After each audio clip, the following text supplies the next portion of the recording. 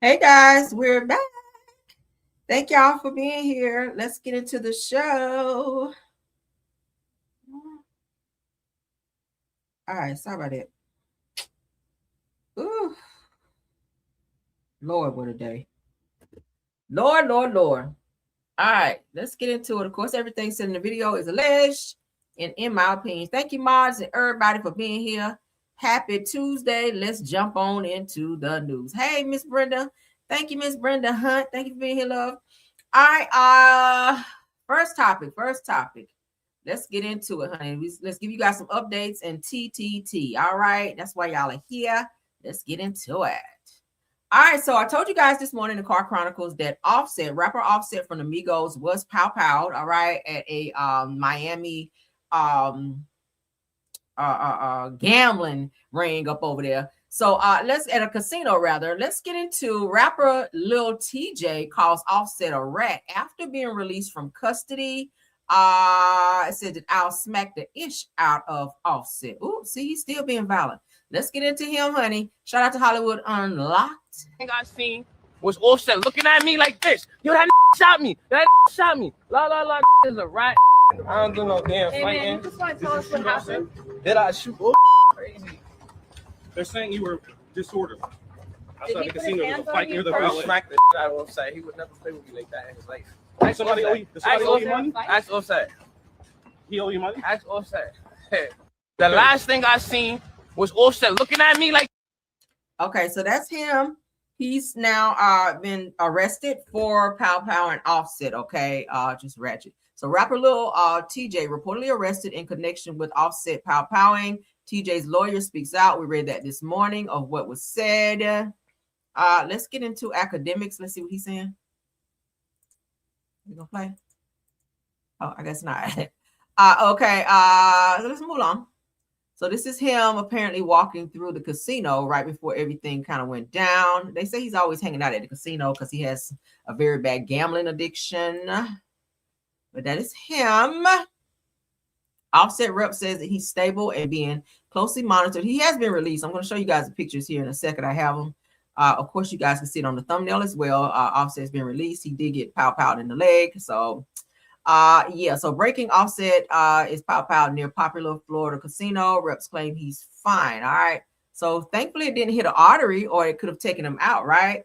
But let's go ahead and get into the next post.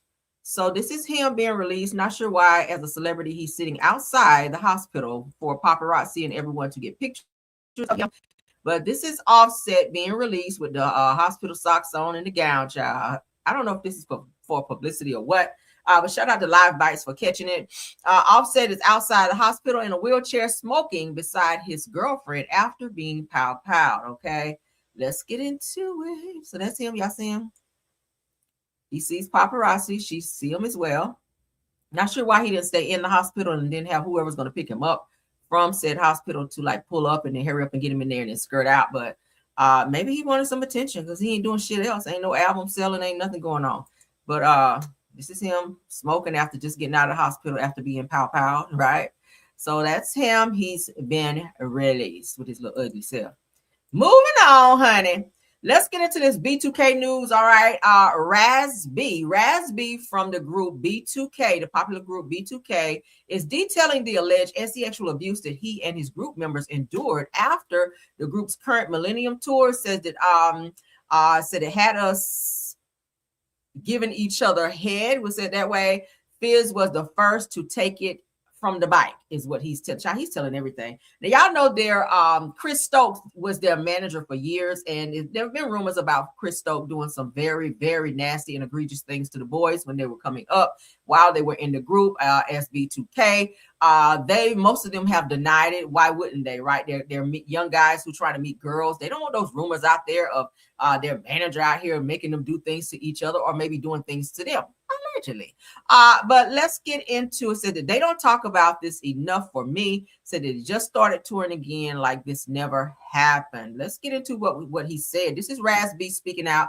Y'all know for a while Raz B kind of was spiraling out. He moved to Japan for some years because he was just going through it from, everything that he says alleged to have happened to him sexually by his manager, Chris Stokes. Chris Stokes has vehemently denied those allegations. But I mean, why else would somebody be crashing out and sticking to the story? Every time we tell it, it sounds like the same story. So I'm inclined to believe that something happened to him. But let's get into what he had to say. Shout out to No Skips T.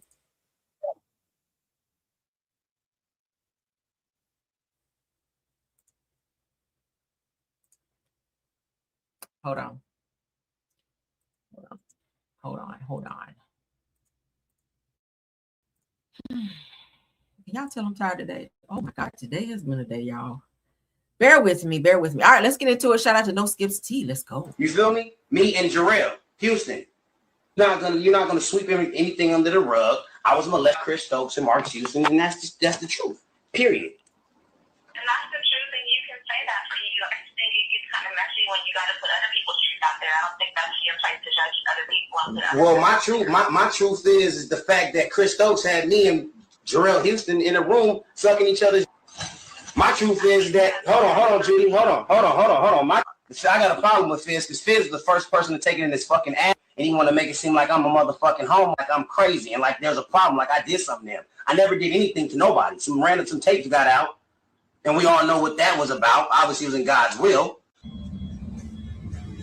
I brought you around my family, my nigga. Okay, I respect that. I accepted your mother, as my auntie, as my family, your sister, as my little cousin. Like, we had talks about being a team, and we had talks about, nigga, I could kill you right now, nigga. Like, what the fuck? I can't trust you with that again. You dig me? It's like, tell me why I should trust you again. I don't need that shit, my nigga. If you feel like you need it, then go back and go do that shit, dog. Period. And don't bring it over here. I keep telling you, don't bring it over here if that's what you want, my nigga. I don't give a fuck about none of this shit. Maybe aired them out. Okay, I was like, yikes. Chris are you talking about that wooden bed? Chris had that real high wooden bed. Yes, nigga. Yeah, I know about that bed. Hey, on the side of that bed, on the left of it, was it that little glass jar with the change in it and the little like futon? Was there a little? How do you know about that? Because you were younger than me. Huh? How do you know about that? I said, how do you know about that? You were younger than me, so how do you know about that? Quentin, I'm trying to tell you, I walked through the same thing what you walked through. That first time that Marcus ever put his dick, it was in that room too. So Marcus fucked you too? Yeah. Wow. Oh my God. That happened like, I believe that happened like twice, like once there and then like one time like in Vegas, it was like me, Marcus, and Chris. I told her. I said, So he's alleging that Marcus Houston, the single Marcus Houston, did some sexual things to him from the back in the same room with this wooden bed that he describes that had like this jar with some change in it. He said he was much younger than Raz B, and he also says that it happened again when they were in Las Vegas. So it sounds like there was some pedophilia going on between the group of B2K as related to their manager Chris Stokes as well, and they're also naming Marcus Houston in these alleged allegations as well. he has a black mole on his left. You talking about Chris's? What? You talking about Marcus or Chris's? I'm talking about Marcus. Yeah. He has a black mole on his. Yeah. He just described as a black mole on his schlum. He's not circumcised, and he's not circumcised either. Marcus Houston is not circumcised. No. Me and Boo was in a room together. Chris Stokes put us in a room together and made us do stuff together. Right. You feel me? So they're saying that Marcus Houston is not circumcised. So how would they know that unless they actually were in a space to actually see him undressed? Or maybe he was doing something that he shouldn't have been doing and they saw it. They're describing him. They're even saying that there's a mole down there somewhere. So you can't be that detailed about someone's body in places unknown unless you've seen them in a private setting. And it seems that they are describing Marcus Houston's body parts. And yeah. Me and Jarrell, Houston. You're not gonna sweep anything under the rug. I was molested, Chris Stokes and Marcus Houston, and that's the truth. So he says he was molested by Marcus Houston and Chris Stokes. Raz B is saying that he was. So it's not coinky. Now, y'all know Marcus Houston married that very, very young girl, okay, who was a runaway. Her parents were looking for her for some years. He wound up marrying this girl. She was living with him. But he said he didn't mess with her until she was 18. I call bullshit. All right. She was like 16 or so, and she was a runaway, and she did not want to go back with her family. Her family for a long time was looking for her. She was living with Marcus Houston. He wound up marrying her. They're not married anymore, but they did have 2 children out of that marriage. She wound up filing for divorce from him, but she was a whole child, and he was like well into his 30s, late 20s, 30s, when he got with her. So yeah, that's some tea for y'all ass. But let's get on with the show. What do y'all think about that? Marcus Houston, I will never see you the same. Chris Stokes, we've been hearing that about you. All right, so shout out to Raz B for telling his story, because hey, everybody has a right to tell their story. Everyone has a right to tell their story. All right, so let's get into this next topic. According to the North Carolina Beat, a North Carolina pastor allegedly powwowed and unalived by her husband early Monday morning. That was yesterday, okay? Right after Easter. What happened? Let's see. So according to the North Carolina or the Charlotte Mecklenburg Police Department, officers responded to the 5700 block of Cardington Court just at 2 a.m. Now, this says that Monday following reports of an assault with a deadly weapon involving injuries. Now, when officers arrived, they discovered Tammy McCollum suffering from a wounds. Despite emergency response efforts, she was pronounced unalive at the scene. Wow. Now, authorities say that her husband, 61-year-old Eddie McCollum, was taken into custody shortly after the incident. He has since been charged with first-degree unaliving and is currently being held in the Mecklenburg County Jail without bond. Now, as of now, investigators have not released details about what led up to the unaliving inside their home. Pastor Tammy McCollum, that's her, was a devoted member of the Well Worship Center in Statesville, where she was known for her commitment to ministry and service. What would make a person unalive a pastor? What would make them have such a toxic situation to where it would end in pow violence, to where this pastor, where her life was taken? That's a crazy situation. But I told you guys, if y'all watch a lot of crime shows like me, the spouse is always going to be the first person of interest in situations like this. But maybe he called her cheating, because just because a person is a pastor doesn't mean that they can't be caught doing something wrong. Maybe it was over money. Who knows? It could be anything, right? It could be anything. Maybe she was gonna file for divorce and he didn't want her to leave. Like this is scenarios like that sometimes, but he really didn't go into detail as to why. But I thought that was very eerie for him to unalive his wife in that way. God, let's continue on. Dear Jesus. So Belle Collective dropped a clip. We're going to go ahead and take a look at it, where Latrice Rogers is confronting her husband, Cliff Rogers, about why he chose not to stay with her in the hospital when she was having some type of serious surgery. He went to the bar to go drinking while his wife was fighting for his life. I would leave him. I would not stay with him after that, because that lets me know you don't give a hot damn about me, my life, my health, my me getting up out of that hospital bed and walking up out of there healthy. Like, he more so thinking about going to the bar and getting drunk, and then he didn't come back. He went to the bar and stayed and drank and came back the next day. Like, yeah, that's divorce right there. That's divorce. But shout out to On TV. Let's get into it.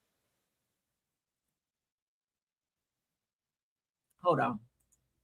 Because I said, child, no, I would have left your ass, honey. You would have been coming back here. I would have left your Ernie and Bert looking ass right there at the hospital, sir. Let's get into it. I was in the hospital, and you left me on our birthday and anniversary. You want to know why? Why? Because I had to go check on what you weren't doing at the beginning. You couldn't be there. That's why. You was literally, I was looking on the cameras. You was drinking it. You told me to go up there and check on it. As a I man, did what you told me to. You went up there and got drunk and stayed there. Did not even come back to the hospital. In the morning, I came back. When it closed, I came back. No, you did not. You wasn't there. I asked for your permission. You gave me your permission. One thing I'm never going to do is stop a man from doing what he want to do, because he's going to do it regardless. Okay, but you got the problem. But your love for your wife, it's strong. You should comprehend and be like, men don't think like women. Well, I don't give a damn. You couldn't comprehend, oh, well, it's our anniversary and it's her birthday. You could have went and got me some roses or anything, like anything. You did nothing but went to Taste. I went to a bid and did not come home. I'm just telling you. That's one thing that I'll never forgive you for. When I was in the girl, you will. You're going to forgive him and stay right there with his ass because he is making sure that you have all the stuff you want, which is your businesses. I hear their businesses are doing very well. Granted, we do hear that Cliff is a sucky boss, that he's been caught several times putting hands on his female employees. All right. There have been lawsuits already filed against him. We've covered that here on my channel multiple times. Cliff liked to put hands on women, and I feel like he put them on Latrice too. She ain't going nowhere. I also showed you guys bruises on Latrice's arm and on her back where it looked like and appeared that Cliff could have been roughing her up and grabbing her very aggressively. So and other members of the cast, they saw it as well, and they've talked about it. We've covered that here. But do I think Latrice is going to ever leave him? I don't. I think it would have to be an act of God where she would grab her shit and walk out the door and never turn back. Cliff is very controlling, and I think that's why he chose a much younger woman. And I think that Latrice is not going to walk away from all the businesses that he have allowed her, or not allowed her. That's such a weird way to say it. But he started for her to kind of give her start so she would have some independence. I don't think she's going to walk away and leave that, because then what else would she do? She has one of the biggest homes on the show. I think the two of them are doing better than almost anyone on the show, to be honest. All right. Be honest, they have the biggest house, they have the most businesses that are doing well. She's riding around in the G-Wagon. She is like really out here living like a real celebrity. While the other girls are kind of like faking the funk a little bit. But I mean, I don't know, Latrice. You kind of have to weigh your options. Are you going to continue to put up with his bullshit and allow him to keep disrespecting you? I mean, on your birthday and you're in the hospital having on your anniversary and you're having surgery, like you have to weigh your options. Is it, or do you approve that type of behavior, or is it something you're just going to keep turning your head to and just kind of staying for the sake of not arguing with him? Because you just, like you said, you can't stop a man from doing what he wants to do. If his mind is on going to the bar and getting drunk while you're fighting for your life in surgery, then you kind of have to reevaluate things. All right. I wouldn't want to be with him after that, because that lets me know you don't give a shit. Moving right along. Let's get into Portia. It looks like Portia, they're saying that she is gearing up to sell the house that she and Simon shares. All right. We talked about that before. This is the home. Shout out to Real Housewives of Atlanta fan page. It says that Portia Williams of Real Housewives of Atlanta is selling her $7.3 million home in Sandy Springs, a suburb of Atlanta, after of course, splitting from Simon. So y'all know she's been trying to keep the mortgage payments up, and she's not been able to do that. Now that the show is back, of course, her money is being generated. But is it going to be enough for her to, I guess, get the back pay on said mortgage for a few payments that she was behind, because she was, soliciting to the courts, not courts, but banks, to allow her to catch up once the show starts back. So the show just came back as of Sunday. But from what they're saying here, it appears that she's going to be selling the home. I think it's a little too far out of her reach. Y'all know she had to refinance this home into her own name, under her own credit, out of Simon's name. It could be that she doesn't qualify for that big of a home or that large of a mortgage, because you're already showing them you're not able to keep the payments up when you're just paying it out of someone else's name. So for them to put it in your name, you put the mortgage in your name, which is $12,500 a month. We covered that. It's given that you don't have it. And the banks are not going to take a chance on you with this big of a loan for you to default in that and the house fall into foreclosure. Okay. So it appears that because she had a certain amount of time in order to refinance or sell the home. Once she sells the home, Simon is due half of the equity accumulated in the home, and she gets the other half. I don't think she should get any of it because she didn't pay anything for the fucking house. But it said that Simon paid for the house and was there way before Portia was there. Or whatever the case may be. But he is out of the country. They are divorced now, but that's what the judge ordered. So she has to give him half of whatever equity is in the home once the house does sell. She did sell her other home for, I think, $2 million. So not sure where she's going to go. Is she going to rent a home? Does she have her eye on purchasing a much cheaper home? I think she should look at something cheaper. I don't think Portia needs that big of a home. But I know you're trying to keep up with the Joneses and the girls on the show. You don't want to look like you're downgrading, or you can't keep up with the Joneses as well. But if your finances don't stretch there, baby, you got to downgrade. Okay, nothing wrong with that. Okay, so let's take that down. And let's do a little catch up so you guys can see. Now, originally, I went ahead and pulled what they were saying about this home. Of course, the house is worth $7.3 million. Okay. It says that she must give Simon Gubadia 50% of the equity and has 36 months to refinance him off the mortgage to sell the home. She was awarded the home in a divorce decree and given a deadline of 2027 to either refinance the home or enter her name or sell it. It looks like she has made an early decision to just go ahead and sell the home versus trying to stay until 2027. Okay. That's what was brought to my attention. But it says that in Divorce's most explosive twist, it said that Gubadia was detained by ICE, as we all know, and spent 4 months in custody before being deported days before the final hearing. His absence didn't stop Williams from winning a $40,000 a month spousal support for 14 months and full coverage of her $224,000 legal fees, which she got none of that. She got nothing. When they deported him, he was like, I'm not paying nothing. And he's not paid anything. She's filed motions after motion after motion for his ass to be held accountable for those payments. And he still have not done it. He lives in Dubai. So he's like, how the fuck you gonna make me do something that I ain't even in the country? So I don't know. They said, despite the testy nature of the split during Gubadi's detention, Williams demonstrated compassion by paying child support for 2 of his sons from a previous relationship that she apparently has claimed. So she was trying to help him out. It was paying his child support, but he still turned around and left her holding the bag of not paying the $40K that he was ordered to pay. All right. So when questioned about the generous act, Williams explained that she felt that it was unfortunate that they weren't getting any help while their father remained in custody. So she was trying to do the right thing. So what do y'all think about that, though? We're going to read all of that. That's all water under the bridge, but it gives that she is going to go ahead and just sell this home. So that might be the best thing for her. I've been saying that since forever while we've been talking about this, but yeah. So those attorney fees they're saying is racked up to $205,884.25. So yeah, so she only has a little bit of time left before she can go ahead and do what she needs to do to meet that deadline. So shout out to Portia for doing what she needs to do. Let's get into this next topic where Claudia Jordan is spilling beans on Portia Williams and Kelly Farrell from Real Housewives of Atlanta. It appears that they may have been sleeping with the same person, girl. No wonder they ain't getting along on the show. Thank you, Claudia, for this tea, girl. Let's get into it. Look at Carlos with his messy ass sitting up there loving it. Okay. And Dustin is like, what? So shout out to the girls are fighting because baby, they are okay. So the Real Housewives of Atlanta's Portia Williams and Kelly Farrell allegedly involved with the same man. Now, you guys remember on the show, it was alleged that Kelly was sleeping with a married man. Now, who could this married man be? Because if he's a married man, then that would make Portia have slept with this same person, which would make her sleeping with a married man as well.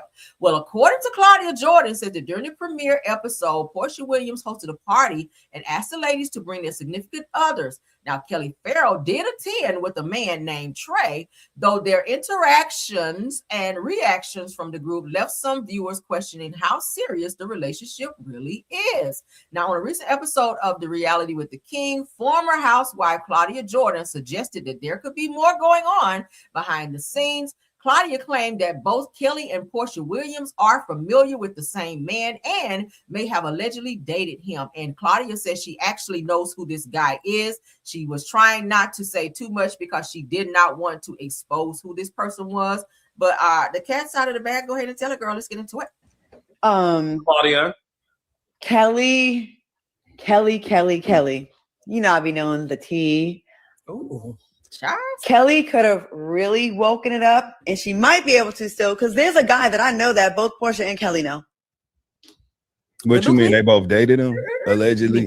Yeah. How they know them? You think that's why they don't like each other on the show? Because they both Eskimo sisters. You heard it first here on Monday Night. I know that there's a friend, and I'm friends with. I don't want to put this person on blast. But if you really wanted to wake it up, but you know, it's really hard to bring who you really F with on the show if you don't want it to get ruined, if you really care about that person, right? And either one of them, like if that's really your person that you love or you care about, you may not want to bring that person on the show, but you'll bring somebody safe, like, oh, it's a guy that I dated last year, or we fucked around a couple times. But the person you really, really love, if you really want that to be a thing, Of course, I totally get why you wouldn't, because that's who you care about in your real life. And at the end of the day, there's work and what I'm willing to give to the world on TV. And then there's my heart for real, who I don't want to necessarily have y'all mess it up and discuss and break down. So, and I understand that. And I'm not faulting either one of them if they don't want to. I know this person was more special to one of them more than the other. But if you really want to wake what up, the beef is about, Claudia? That's what the real story is of their beef? I don't think so. I don't think so. But I do know that there is a person that it's Atlanta. It's a very small place. There's a lot of people that have people in common. But like, I do get, and I know anytime I say her name, y'all think I'm just giving actually objective advice. Like, I get why one wouldn't. Y'all know Claudia was gonna jump on this because she does not fool with Portia. She and Portia had it out when Claudia was on the show. Portia was giving her the stank eye. Portia was acting real funky towards Claudia. So I feel like she's held on to that. And this is kind of like her moment to kind of throw Portia under the bus a little bit because she still has a little vitriol towards Portia. But let's continue. Want to bring people into the show if you really have a feeling for them or if they've had your back for years or what have you. You know what I'm saying? So for years. Carlos, you want to help Claudia out with No. I'm gonna stay out of it because we got a group. I will say this. I'm very proud of Claudia. Thank you. Claudia. So Kelly is spilling tea. I guess hopefully this will play out on the show, right? The show is still the season is real early. We're still early into the episode or season rather. So hopefully this will play out. Hopefully we'll see what this person is, who this person is. Kelly at one point was said to be dating Shaquille O'Neal. That situation is no more because Shaq is out frolicking with some other young girl. Okay. And Portia is out here frolicking with Mike Bliss when we already saw that shit was fake. He's already confirmed that. And now she's, of course, out here frolicking with old girl Sway the Pro, which is her female companion. I feel it's fake as well. But Portia needs a storyline this season. So it is what it is. But whoever this mystery married man is, hopefully that tea will come out this season because that's going to be some good tea, right? I don't know why they would want to be with a married man, though. But hey. If Clarissa Shields can do it, I guess they can too. That was some shade. But let me know what y'all think. Do I have another topic? Oh, I do. All right, so this is the last topic. So I was telling you guys about the situation between, let's get it pulled up so y'all can see. Then we're gonna get out of here. Because this was just dropped. Again, shout out to the girls of fighting. Adina Howard, the love triangle between Brandy, single Brandy, Wanye Mars, and Adina Howard. Wanye Mars and Adina were originally dating when Wanye turned his attention to Brandy, who at the time was 16 years old. And he began seeing her. At the time, I think he was 22. Yeah, he was 22 years old. But the situation that he found himself in while he was dating Adina Howard and started messing with Brandy, it caused Adina to lose her contract with the record company she was with because they chose Brandy over her. But let's go ahead and get into what was said because they played a clip from Unsung. So they said that they owe Brandy an apology. They said that fans revisit Adina Howard's Unsung episode, calling 16-year-old Brandy a young lady after their love triangle with Wanye Morris. Okay, let's go ahead and play it. Shout out to the girls fighting. But as Adina began working on her second album, she found other ways to get into trouble, thanks to a liaison with Wanye of Boys to Men, who at the time was dating Adina's platinum-selling label mate, Brandy. Wanye met Adina, and it's on and popping. When you meet Adina, it's on and popping. Too young. I know they said Adina was like a freak, honey. I mean, shit, she got a song about it. She said, I'll be a freak until the day, until the dawn, right? Ladies allow their egos to get in the way and were kind of going through it about a guy. And that conflict caught the attention of Adina's and Brandy's label exec, Sylvia Rohn. There probably was an exchange of words for Adina not to focus on Wanye because we're focusing on the second record and to focus mainly on that and not him. Wendy Williams caught wind of it, called Adina, and Adina opened up like she normally would, except for she had some choice words in there for Sylvia and for Brandy. Well, that pissed Sylvia off. She was on fire. You can be a boss on your record, but don't be a boss to the boss. That makes your record. So it sounds like Adina may have aired out her boss at the record label because she felt like, hey, y'all ain't doing shit about this. My label mate Brandy is messing with my man, and y'all are kind of, not stepping up and kind of dating this situation or checking her because it's starting to fester into something that's also affecting my music career as well because they were both on the same label. Let's I'll pay you to make the records. No, you got two queens in one castle. The one who writes the check is going to win. As a result, the release date for Adina's album was delayed indefinitely. I said something very inappropriate about the head of the label, and she pulled up the emergency brake, shut everything down. It looked like she lost her record label over Brandy, over going off on Brandy as well as Sylvia Rome, which was her manager back in the day on her label. So it said that fans are buzzing after resurfaced 2019 unsung clip where Adina Howard refers to 16-year-old Brandy as a young lady while talking about their overlapping relationship with Wanya Morris of Boyz II Men. In her new memoir, Phases, Brandy opens up about the period or about that period in her life, confirming the relationship with Wanya beginning when she was just 16 and he was 22. That was so inappropriate. Fans reacted strongly to the resurfaced clip, said that they owed Brandy an apology. She was a child. Adina was the adult in the situation and handled it wrong. Said if it had been a 22-year-old woman dating a 15-year-old boy, people would lose their minds. So I think they're saying that, hey, if the tables were turned, it would be different. But I feel like Wanya knew better. I feel like he was trying to be a dog back in the day. He was trying to, like most guys that's in the industry coming up, they're trying to sleep with many women as they can, even if they do have an exclusive girlfriend, which his girlfriend at the time was Adina Howard. And he was, kind of fucking on Brandy because she was a kid. She probably didn't really know shit, or maybe she did. Who knows? But the relationship was wrong, was inappropriate because she was underage. She was still a teenager, and he was a full-grown man. So he was able to probably manipulate her. If you guys listen to the Breakfast Club interview where Wanya and Boyz II Men were there, he pretty much said, hey, yeah, I smashed her, and so what? She wanted it, so she got it. He was talking like that, and the guys were laughing.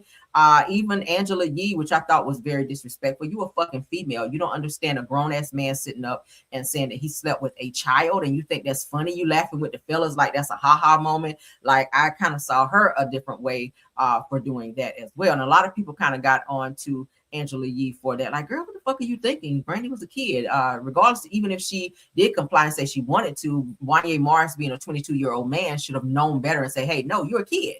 Like, I'm not about to go there with you. He's saying, hey, yeah, we did it in several different states. Like, that's a whole flex out here. But yeah, that's what happened with that. I don't want to talk about this shit anymore. I think we've talked about it like 2 or maybe 3 times. I'm over it. Brandy does have her memoir, her book out. I did see in there where she also blasted record producer Darkchild, who produced her Never Say Never album, and he also produced her Full Moon album. Okay.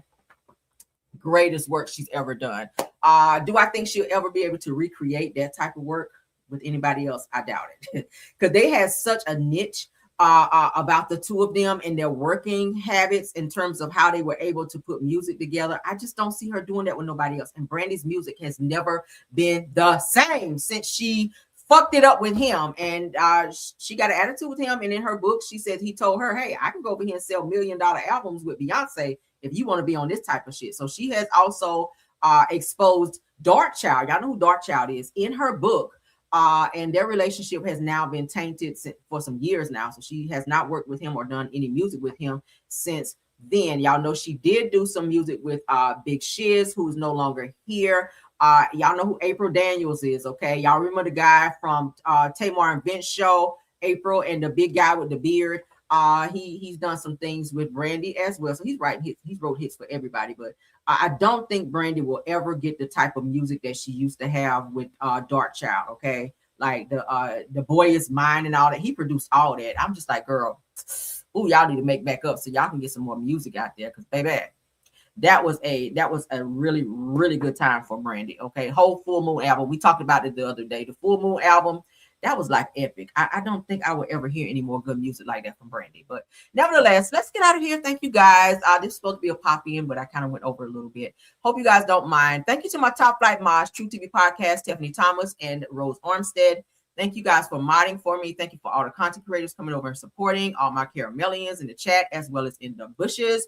Please don't forget to tap on that like button to support the video as well as push it into the algorithm. Please tap on that notification bell so you guys will know when I go live.